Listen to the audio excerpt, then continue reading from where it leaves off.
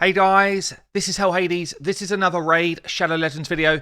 Guys, as you can see by all of the ghosts and ghouls hiding in your Great Hall, by all of the zombies coming out at you in the tavern, by all of the pumpkins around the forge, you go into the sparring pit and it's filled with zombies. Halloween is upon us and we've got the new champion fragment event. So before we get into this, guys, I just want to say, tonight, I'm going to be doing a stream on Phasmophobia. It's like a Halloween stream tonight.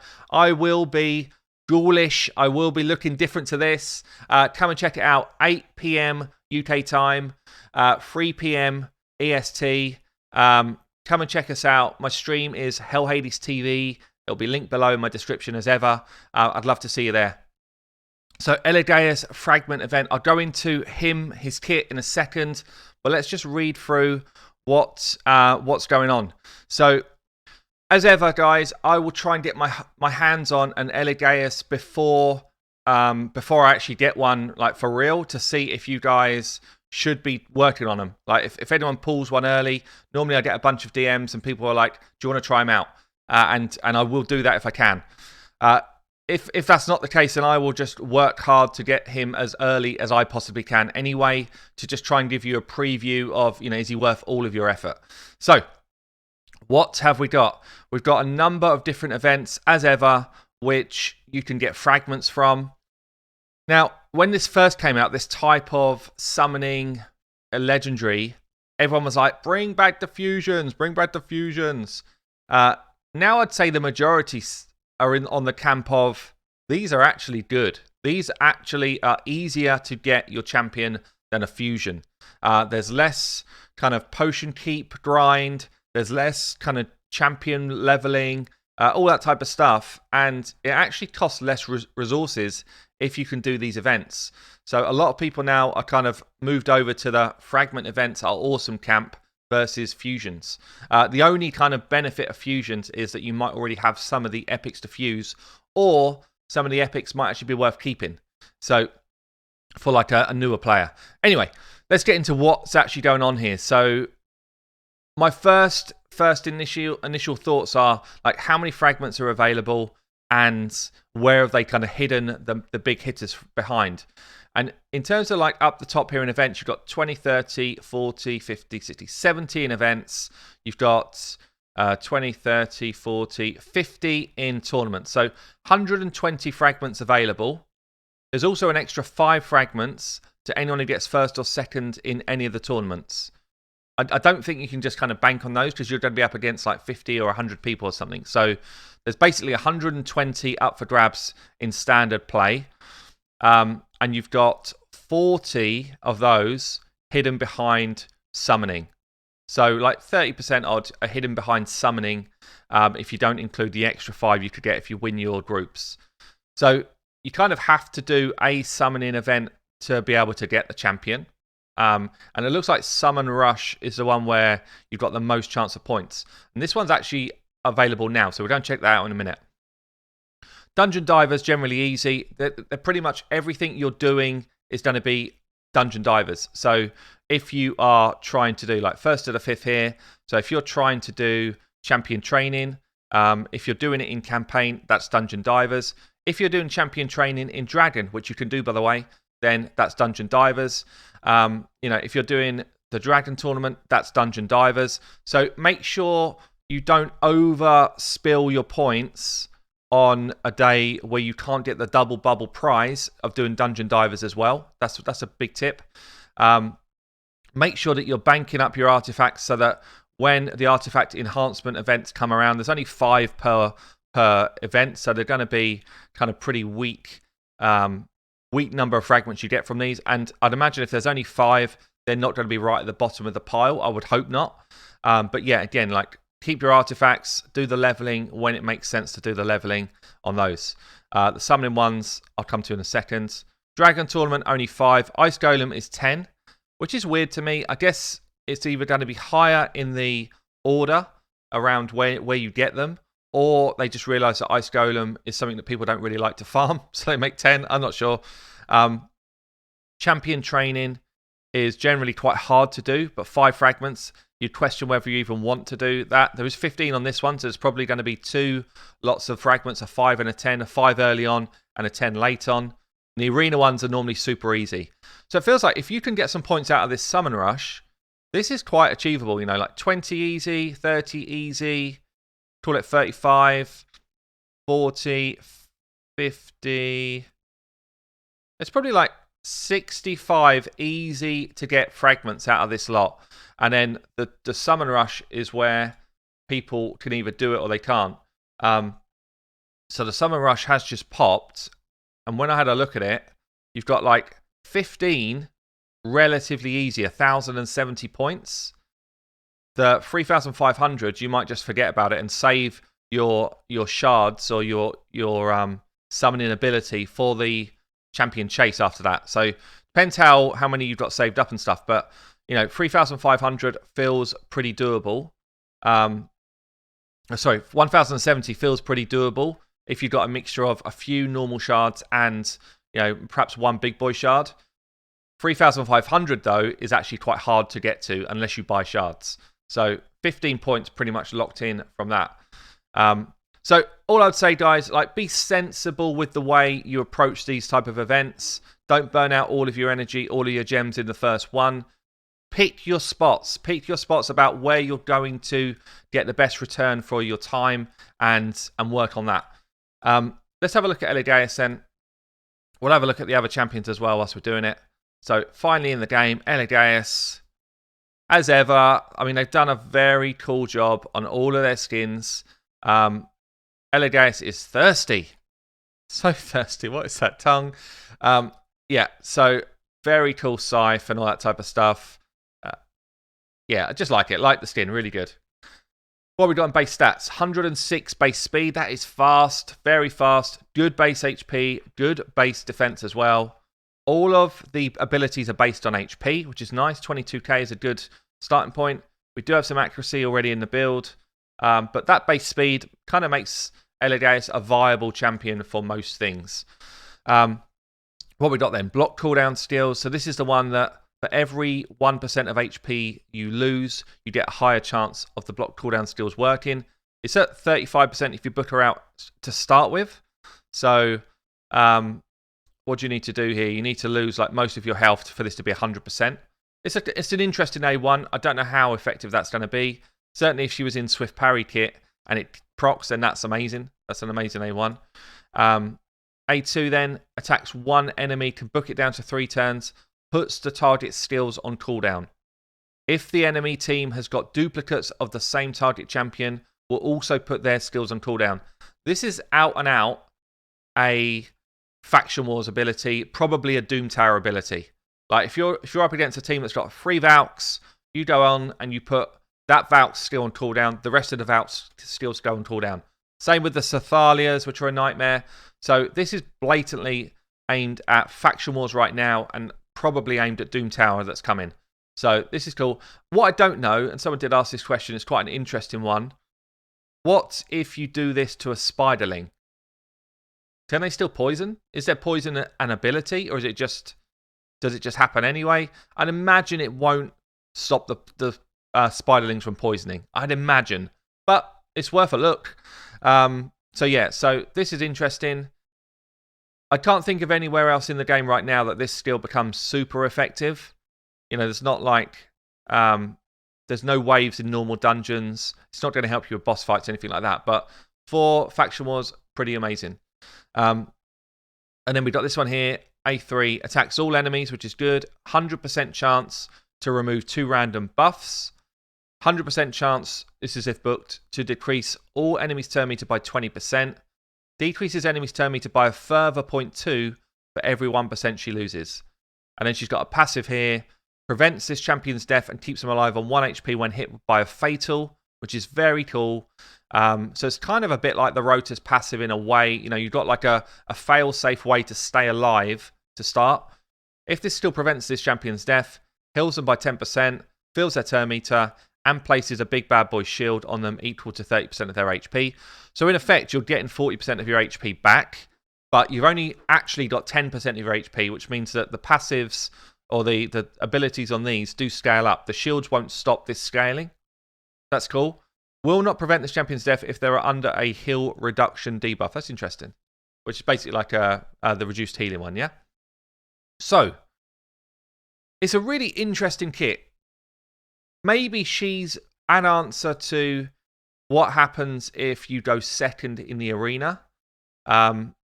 She will stay alive if Trunda comes a knock in and smacks your team. I guess the challenge is she will stay alive, but does anyone else? If no one else stays alive, then what's the point? This here would be cool. So once she stays alive and she goes next, she will then, maybe she should be in like a frenzy set or something. But once she goes alive and goes next, she then basically gives you the speed initiative. She can take away a couple of buffs. I wish this was a complete buff strip. This would be amazing if it was. Decrease turn meter and lets everyone else have a go. But the challenge is, with going second, what happens if everyone else is just on the floor and she's on her own? Does this hit hard so that she just one-shots a team? Probably not. I doubt it. So it's a weird kit. I'm definitely keen to give her a try because I think parts of her kit are very interesting. But it's a bit of a strange kit.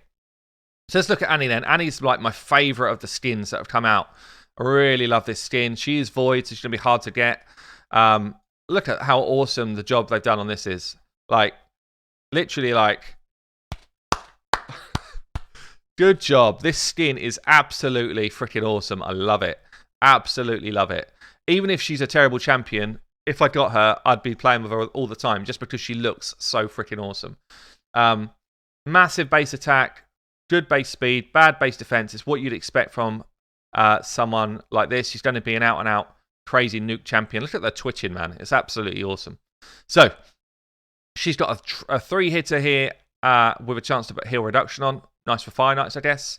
I think she's mainly going to be an arena champ, though. 2-hitter here places increased attack buff on this champion for 2 turns before she attacks. If the target's under shield, will ignore 25% of the target's defense if they're under a shield. Places perfect veil on this champion if she kills someone. So that's a really cool ability. Fills this champion's turn meter by 30% if the attack does not kill the target. So loads of stuff going on there, but actually really cool stuff. So she boosts her own attack before she goes, and she's got a really high base attack to start with. She will ignore shields, so probably like if you're up against a Chris team or just somebody, a team that's in shield set is useful. Ignoring defense. It feels like she's out and out going after the defense-based teams, yeah? Once she kills someone, she hides, and Perfect Veil also reduces the damage that's coming into you. And if she doesn't kill someone, she's kind of speeding herself up to go again. I really, really like this ability. Really cool thinking through this on this ability there. And then we got 4-turn cooldown if booked. Attacks one enemy on an A3.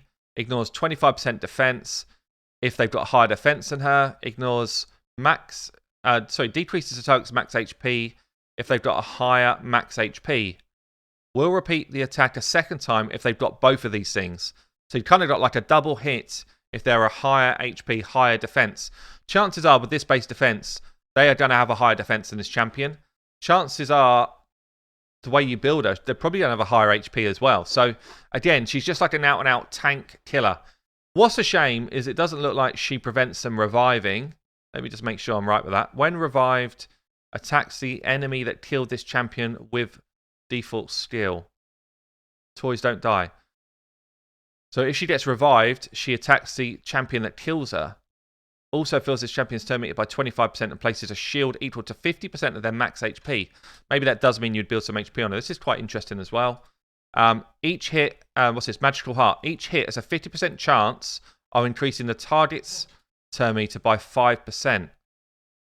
And a 100% chance of decreasing the target's max HP by 5% of the damage inflicted when attacking enemies under heal reduction debuffs, which is obviously what she does on her A1.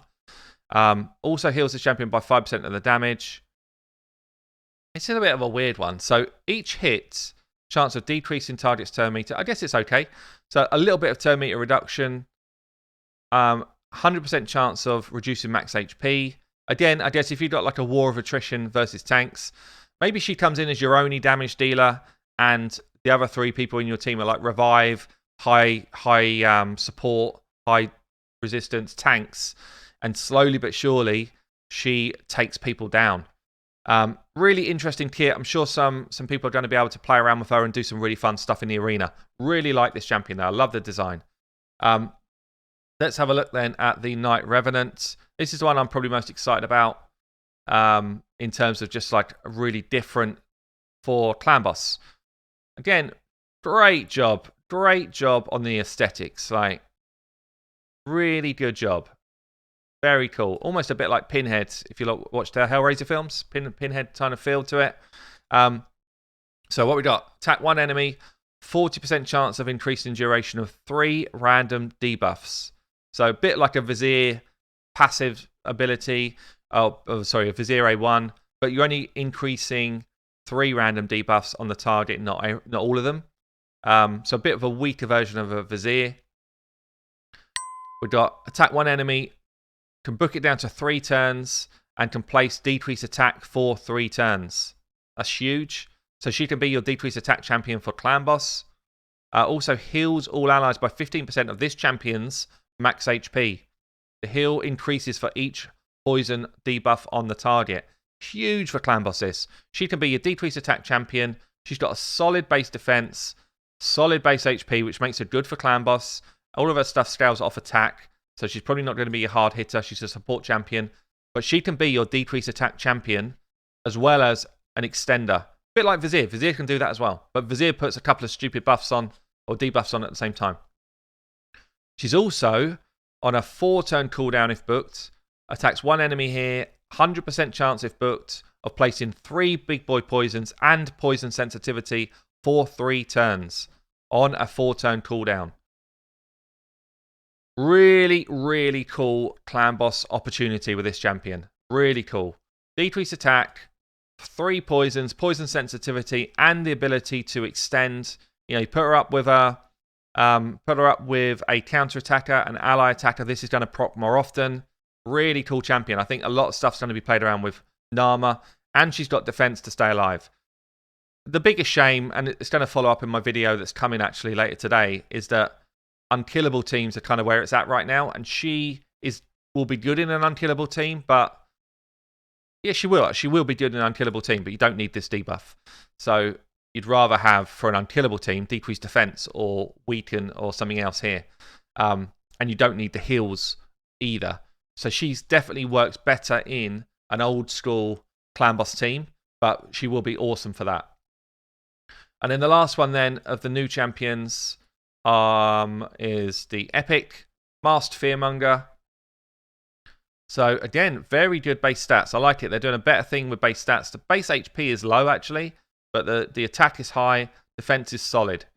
So we've got an A1 double hitter. Each hit decreases target's turn meter by 7.5% if they're under a fear or true fear. Reduces the cooldown of Taste of Despair, which is his passive, by 1 turn if he kills someone. So let's just check this passive out. Fills this champion's turn meter by 50% whenever an enemy's HP drops below 20%. I like this passive, by the way. Now, if you kill someone, you get 20%. You get 50% turn meter. If someone else in your team takes someone low, you get 50% turn meter. 4-turn cooldown, and this, if you kill someone, basically reduces the cooldown. So what else we got here? A2 attacks 1 enemy, 100% chance if booked of placing a fear for 1 turn, and 100% chance if booked of placing decreased speed for 2 turns. Has a chance of placing true fear on 2 enemies for 1 turn if this attack kills someone. So think about that. If you kill someone, which is what his kind of goal is, then potentially you true fear 2 enemies in an arena battle. That only leaves 1 enemy that's kind of got nothing going on. It's a really cool ability for an epic. I really like it. 1 true fear debuff will be placed on the enemy with the lowest turn meter. This is the other bit I like. 1 will be placed with the enemy with the highest turn meter. So if you're going first, potentially you true fear their speed lead and you true fear their nuker. Think about it. Think about how an arena team is built. You true fear their speed lead and their nuker. Both of those have got a 50% of going off of just wasting that person's main ability. Very cool, this. I love it, actually. For an epic, this is really cool. We've then got an A3. The only thing which I don't like about it is True Fear is a 50-50. It's a coin flip. That's what I don't like about it. But, you know, it's actually, for an epic, it's very cool. And then we've got an A3, 4-turn cooldown if booked. Attacks one enemy, will ignore 35% of the target's defense. If they're under fear or True Fear. Places increased speed, revive on death, and block debuffs on this champion if this attack kills someone. Okay, the main thing we're going to need to find out is, does he actually hit hard? You know, because the only challenge is that the arena meta is not about single target hitters, it's about multi-hitters. But it's a cool kit. I like it. I like it, and I'd like to play around with him. So there you go, guys. That's the new champions. Good luck if you're going for Elegaius. Be sensible. You know, plan your time well, and you'll have a good chance of getting him. I will be pulling shards on stream probably on Sunday. So come and join us then for some of these new champion shard pulls. Yeah, otherwise, guys, I've been Hell Hades. Hope you enjoyed the video. I'll catch you later.